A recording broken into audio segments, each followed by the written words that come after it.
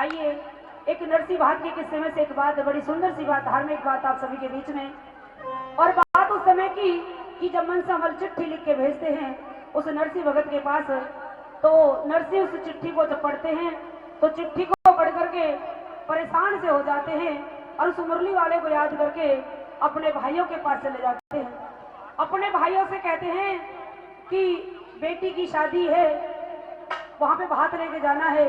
प्यारे भक्तों, उसके सारे भाइयों ने मना कर दिया, किसी ने कुछ बहाने लगा दिया, किसी ने कुछ बहाने लगा दिया।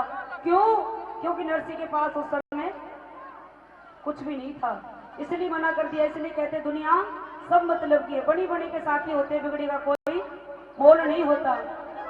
तो वो नरसी एक टूटी सी गाड़ी लेकर के और कुछ बाबा जी लेकर के अपनी बेटी के दरवाजे पे पहुंच जाते हैं।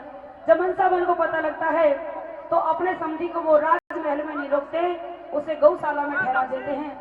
तो आइए अपनी बहू हरनंदी से कहने लगे कि हरनंदी, तेरे बाप ने आके तो मेरी बेइज्जती कर दी, उसके पास तो कुछ भी नहीं, वो तो ऐसे ही आ गया और उसकी हालत बहुत खराब है। दिन निकलने से पहले अपने बाबुल को यहाँ से वापस कर दे, ना तो मैं बोलने लायक नहीं रहूंगा। वो हरनंदी गुस्से में लालताती होकर के अपने बाबुल से मिलने जाती है और आई अपने बाबुल से किस तरह से कटु वचन बोलती है। बड़ा सुंदर स्वभाव है, सभी ध्यान से सुनिए कैसे।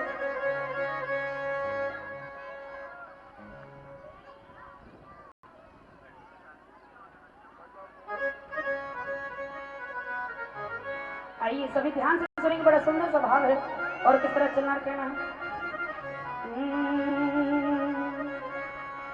हरनंदी धमकावे मत ना, जय हो तेरा भाती आया है, जो कुछ बन गया मेरे पे लाडो, जो कुछ बन गया मेरे पे लाडो, तेरे भात में लाया है। हरनंदी धमकावे मत ना। क्या बात है। अपनी सासू माँ से कहती, सासू माँ रे सासू ताने मारे मत ना कि मेरे ना माज आया वीर, भात मेरा कौन भरेगा कि मेरा बाबुल हुआ। फिर भी अपने सास ससुर की बात रखने के लिए अपने बाबुल से लड़ जाती है, झगड़ जाती है और वो बाबुल अपनी बेटी को कैसे समझाने लगे।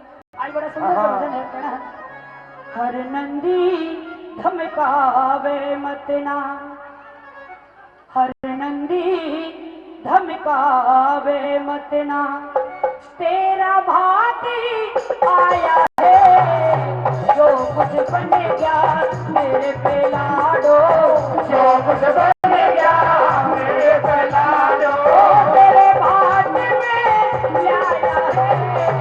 हरनंदी धमकावे मत ना, हरनंदी धमकावे मत ना।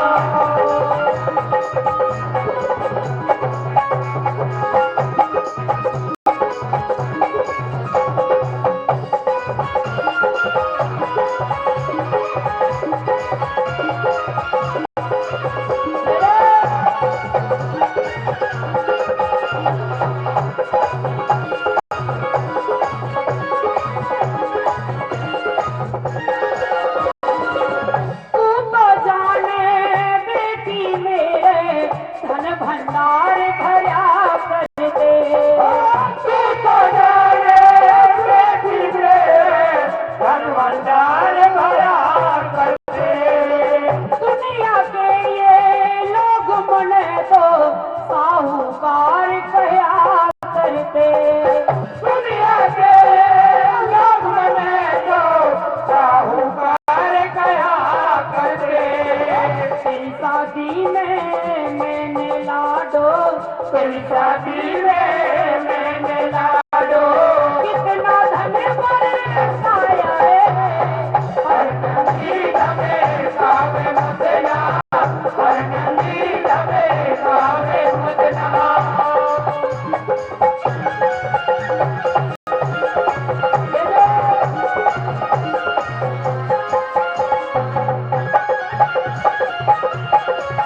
आने जाते हो। हाँ।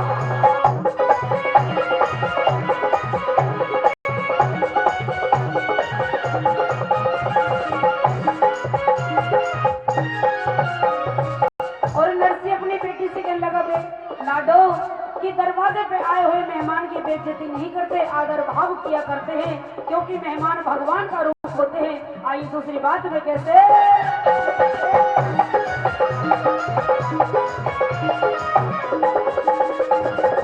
साधु संत तेरे संग आए, साधु संत मेरे संग आए, मत ना आप बिगाड़े। साधु संत मेरे संग आए, मत ना आप बिगाड़े। बिन कोड़े ही मर जाऊंगा, मत ना ताने मारे। बिन कोड़े ही मर जाऊंगा, मत ना ताने मारे। बिन कोड़े ही मर जाऊंगा, बिन कोड़े ही मर जाऊंगा। तो तने कोड़ा छाया है। हर नंदी धमे कावे मदना, हर नंदी धमे कावे मदना। और इस बात पर, इस नरसी बात के किस्से पर हमारे भैया 101 रुपए से हमारी छोटी सी पार्टी का मान सम्मान करते। भाई का बहुत बहुत धन्यवाद। और कैसे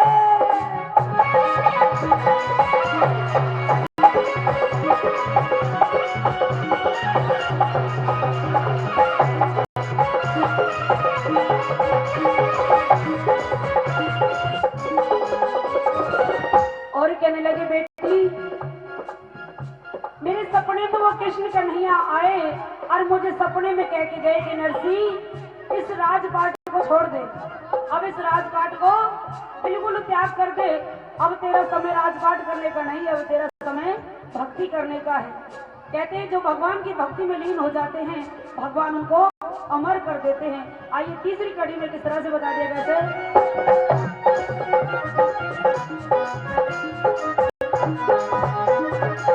सपने में आए कृष्ण मुरारी, मुझको जीवन ज्ञान दिया। सपने में आए कृष्ण मुरारी, मुझको जीवन ज्ञान दिया। जितना धन था मेरे धोरे, सारा ही मन दान दिया। जितना धन था मेरे धोरे, सारा ही मैंने दान किया। हो गया सो कंगाल ईद में, हो गया सो कंगाल ईद में। सब ठाकुर की माया है। हर नंदी धमे कावे बंदना, हर नंदी धमे कावे बंदना।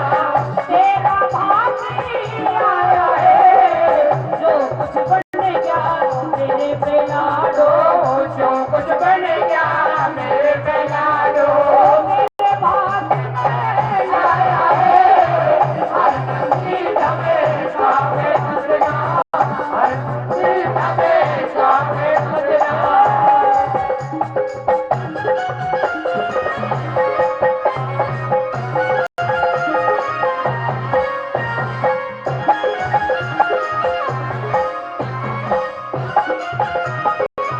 दोनों हाथों में ताली लगे हो। जय बाबा महाराज की।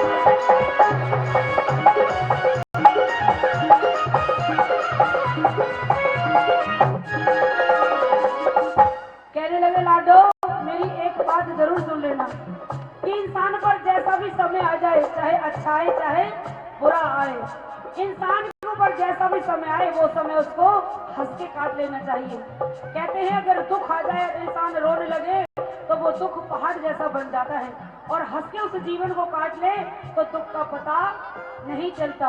ऊपर वाले की मर्जी, वो जैसे भी रखे वैसे ही रहना चाहिए। आइए अंतिम लाइन में किस तरह से कहने लगे। ओहो